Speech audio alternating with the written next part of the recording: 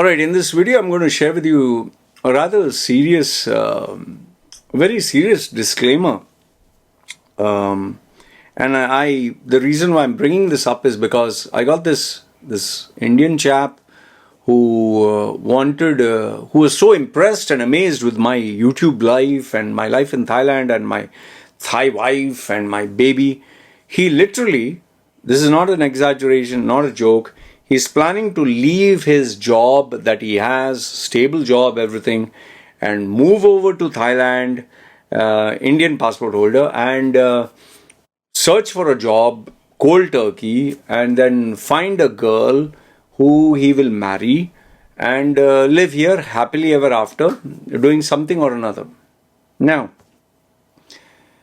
when I asked him, who the hell told you to do this or why? No, sir, you're my inspiration.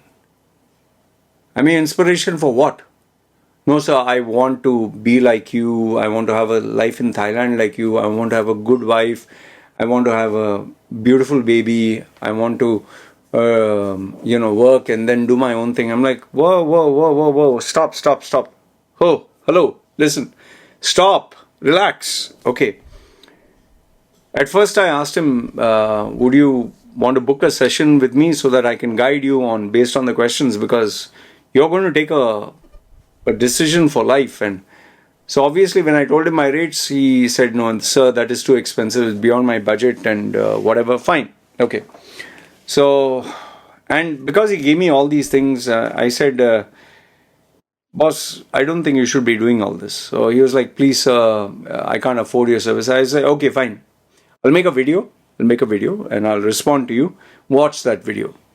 And the reason why I'm making a video is because if there is anybody, any youngster or anyone who looks at my life and thinks that, live in Thailand, marry a beautiful wife and have a beautiful baby and live happily ever after. Stop, boss, stop. See, first and foremost, to all those Indians who are watching this video and thinking of migrating to Thailand, the first most fundamental common sense thing is, have you been to Thailand? Did you visit Thailand? Okay. Now, obviously, they give you visa on arrival for 2 weeks. They had this promotion for 1 month, 2 weeks. And then you come to Thailand. When you come to Thailand, the first thing you notice is a very different culture, metropolitan city, and you see these Asian women. The first thing all the guys see is these women, petite and beautiful, and they all come here. Oh, how are you, handsome? How are you, this and that? And then you feel like you have reached paradise. Nobody considers you handsome back home. Nobody looks at your face. Nobody gives you attention. And here, they are not only giving you attention, they are not only calling you handsome and, oh, sweetheart and sweetie. They'll come and hold your hand and they'll rub their hand, next to yours. And I'm talking of the red light district. I'm not talking of the normal people. Normal people are not bothered. Okay, they have enough. It's just that the shop, the sellers and all that, they are very polite. They say swadikap and they'll offer you food. And obviously you think the food is super cheap. And so you start forming these opinions about Thailand, which are very touristy. It is not the reality of day-to-day life. See, remember, if you're Indian, visiting India as a tourist is a separate thing.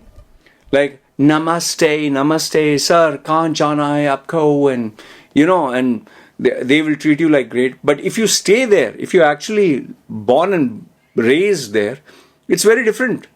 You have to get up at a particular time, you have to get ready, you have to struggle to go to the bus or the train, and you have to go to work. It's very different. So in the same way, visiting Thailand as a tourist and getting all these romantic notions, it's not day-to-day reality, boss. And you just got a visa on arrival. When that visa expires, you have to get the fuck out. Get out. They are not going to give you a visa again. You have to wait for some time and then apply for a visa and then come back, or visa on arrival. But if you keep doing this every time, actual case, the immigration officer will stop you and say, you have been coming so frequently. Why? They can even reject you from coming in. Have you thought about that? Okay. You need to do your homework. Don't Google search. You Google search, you'll find some information. You Google search, you'll find something else. You go to a Facebook group, you'll find something else. You go to Reddit, you'll find something else. Like this guy said, oh, sir, I don't have the money. You don't have the money to pay someone for advice, but you have the risk appetite to risk all your savings and come down here and destroy everything and go back to zero. Please consult a a visa specialist, okay, someone who specializes into residency, visa, the legal aspects. Get yourself either a lawyer or someone from the embassy or consulate or whatever, and ask them the documentation. Okay, don't try these shortcuts, google.com, chat GPT or OpenAI. Boss, this is not a game. Okay, the legal aspect is one. And Indians, you're not a Western country, you're not foreigners where they don't mind giving you a 2-month or 3-month visa on arrival. It's just 2 weeks and they want you out. You come here, spend the money, out, get out. And if you want to spend money again, welcome back, spend the money, get out. This is every country. They just want your foreign exchange. They don't want you unless you are really rich. If you're a multi-millionaire, it's a total different question. Then you shouldn't even be watching my YouTube channel. If you're a multi-millionaire, you have all the perks and benefits. But if you're not a multi-millionaire, then find out which visa can you get, what category, what are the requirements, and do it through legal channels. Please don't do it through, fishy shortcut. Because I'll tell you this, you'll be bundled and you'll be thrown out of the country with a ban. Okay, so that part is the visa. The second part, my dear Indians, is how are you going to earn money? Who's going to give you a job? Tell me, seriously, who's going to give you a job? What job are you going to get? Oh, I'll take up some job. Okay. Where is the job? Where is the job offer? Who has given you a job offer? Can you show me? See, if you don't have anything in hand, then what are you speculating? It's like saying, I'll travel to this country and I'll start living my life. Do you have any money? No. Where will you get the money? I'll get it from somewhere. That's not a strategy. You need to have in writing a offer letter. And let me give you a newsflash. Nobody in Thailand is employing Indians unless you are a cook or a chef or you have some extraordinary, absolutely extraordinary qualifications or skill that they cannot get anywhere else. Only you have it. You are this outlier who is so amazing that, sheesh man, I have to get you. It's like you're a David Beckham or you're a Elon Musk or a Jeff Bezos or you are a Chris Hemsworth or Tony Stark, or you're some incredible revenue generator. It's like you have this brand name that is so powerful that people, when they hear your name, like Shah Rukh Khan, wow, you're an ultimate. If you're not all that, then the only job offers you will get is labor class job, and you will get paid Thailand-based salaries, not American-based USD salaries. You'll get what the Thai people get paid, lower than that. Okay.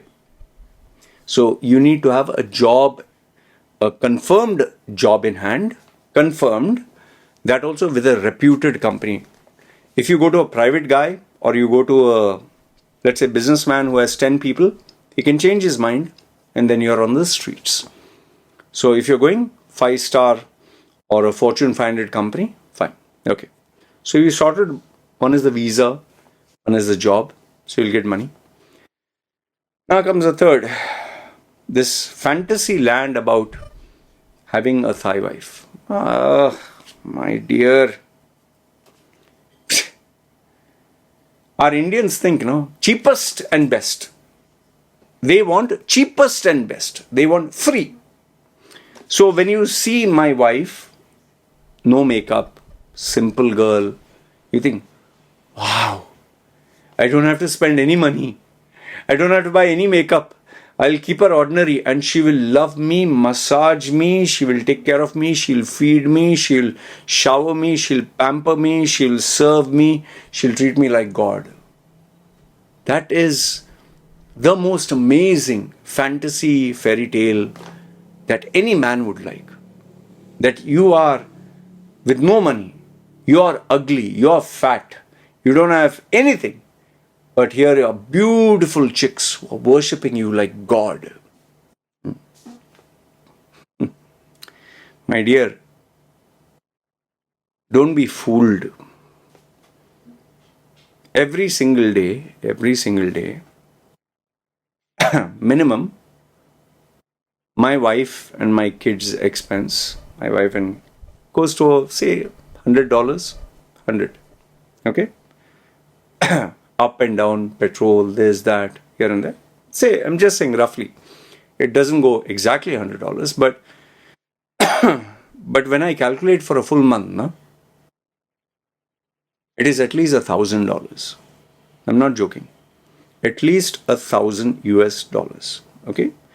And I'm talking of the cheapest, most simple, most affordable, most humble woman.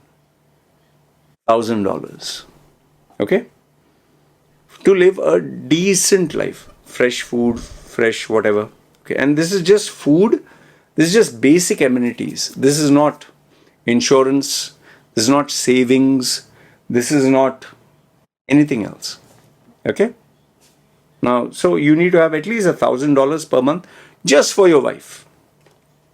Then you need to have at least $1,000, $2,000 for you. You need to have some money for your baby. Okay. So now you have all these expenses. Then, this is just basic, huh? Then the house and electricity, water, legal fees, accountant or business fees or whatever. Okay. Then is the part you never think about. Okay. And what you don't think about?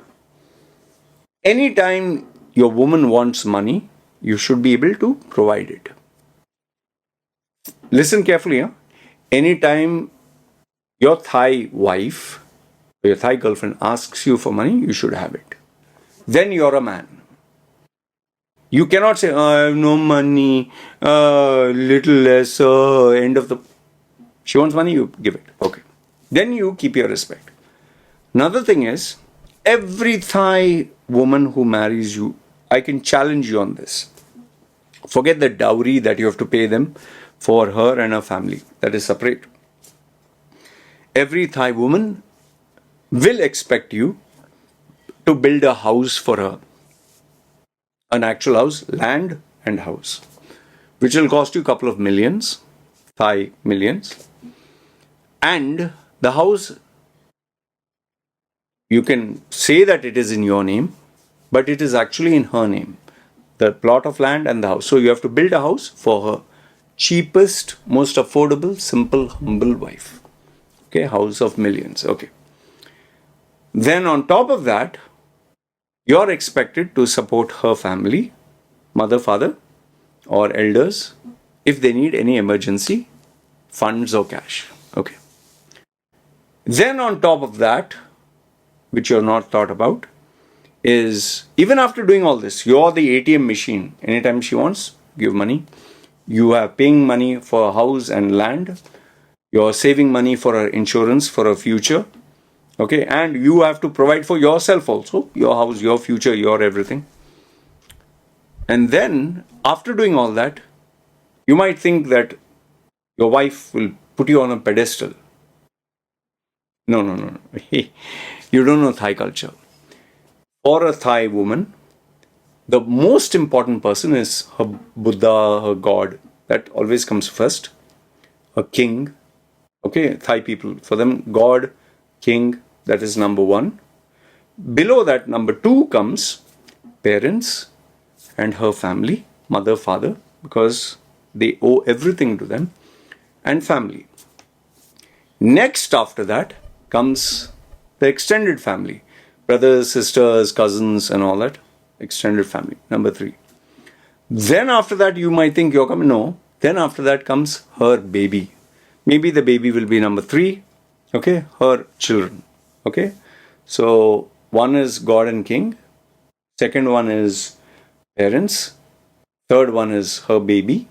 Fourth one is the extended family. And fifth one is herself. She has to love herself, right? So she has to take care of herself.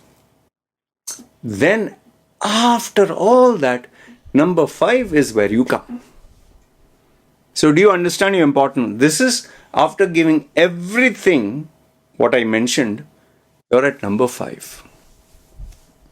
And if you can't accept this, you should not get into marrying a Thai wife, a Thai woman. Don't. Because this is what you need to keep them happy. People think, oh, I have no money, I have nothing, they will worship me, they love me. You are in, I don't know which fantasy land. Boss, not even your own people will look at your stupid face if you don't have money. Why should they? They don't give a damn about you. You'll never fit into their culture. You'll never fit into their lifestyle. You'll never fit into, even if you know their language, you are not them. They are different. You will always be looked as an outsider. Okay? So even after doing all this, you buy the house, you buy the land, you sacrifice everything, you give 20, 30 years of your life. You're still at number 5. Okay? And remember, by that priority means they will choose them over you. And let me tell you this. You must have remembered I got sick and I was about to die. My wife immediately told me, we need to get the lawyer and prepare your last will. That all your money in the account is her name, all this thing is in her name. If you actually look at it, you think about it, that sounds very cold-blooded. You're about to die, right? Can you sign this thing all over to me? It might sound cold-blooded, but this is how life is. Obviously, I can't take all this computer, iMac, money with me to the grave. And if I leave it there, the officials or whoever, they will just like vultures come and take all this. The bank will not pay. They'll say, sorry, it is his account. You don't have any right. They can say all this. So I have to. So it's a very cold-blooded thing. That you're going to die, please sign the will. All of it belongs to me. And here's something that will shock you. After you die, they'll be sad. 1 day, 2 days. After that, they'll be normal. They have the money. They have all these things. They will spend. They will decide how to spend it. You will be a photograph in one small little area where they cremated you. That is provided they contact your family. And you're gone. So invariably, your whole life, you will dedicate to looking after your Thai wife, her needs, her family, family's needs, her child, even though it's your child, child's needs, your wife, wife's needs, and last yours. So now do you still want a Thai wife? And remember, by the law of the land, she being a Thai citizen, priority and focus is on her, not you. You are some other country. Your country needs to support you. One final thing, let me tell you. I spoke to you about visa, I spoke to you about job, I spoke to you about wife. Last if not the least, it's a very simple thing. Be honest with yourself. What the fuck do you actually want here? You want a maid? You want a slave? You want someone who worships you like God? At the same time, you want someone who's hot? You want someone who's sexy, who gives you great sex, who keeps you happy, who satisfies you, who literally keeps you as a center? Be honest. If that is what you want, why do you only have to focus on Thai? You can focus on any nationality in the world. I'm not saying Thai is bad. You can focus on it. But for this, you need, you can see this, you need this. So first get this money. First get the money. Then believe me, forget Thailand or any nationality in the world, they'll worship you. If you do not have this, you just have some piddly Indian rupees. You're some cheap Charlie who is like, I want boss. If let me give you a basic ballpark figure. If you don't have enough money that can help you sustain for 2 years without a job, means you're sitting comfortably, good food, decent. I'm not talking of going to clubs and blowing off $100,000. No. Decently. You can do everything that you want to do comfortably for 2 years. Means you are average. Average. Not rich, average. So if you don't have even that much money, why are you thinking about getting married to Thai, coming to Thailand? Thailand is a great place if you have money. Thailand is an amazing experience if you have the money. And Thailand is once in a lifetime. It's like an experience you must have. But you must have money. And if you don't have money and you're a cheap Charlie, then just come down for 2 weeks, enjoy and get out. And don't even think of living happily ever after here. It's like, remember what I told you. Being a tourist versus being actually living. Two totally different things. So don't mix both. Alright? I hope this made sense to you. I hope this gave this guy who didn't have money to pay me, I hope it gave you a little bit of common sense. Feel free to, write down your questions and comments. But I just want to leave you with this. First, be practical. Yeah. Be practical. There's no such thing as free lunch, and people are not dumb. Don't think people are dumb and people are, they are ready to worship you and kiss the ground and, worship your sausage and worship you if you don't have money. Money talks, boss. Money talks. You don't have the money, then zip. Who the hell is come here? My dog loves to bark. Anyway, please be practical, be realistic. Thailand is not for cheap Charlies and for poor people, and especially our Indians. You don't have money, boss, stay in India only. Okay? And get a Shakuntala or Smita or Anita or Lakshmi. That is your budget. Don't dream of Dreamland Aqua Park. Okay? Yalla. Let me know what are your thoughts. Comment down below. This is me signing off. Ciao.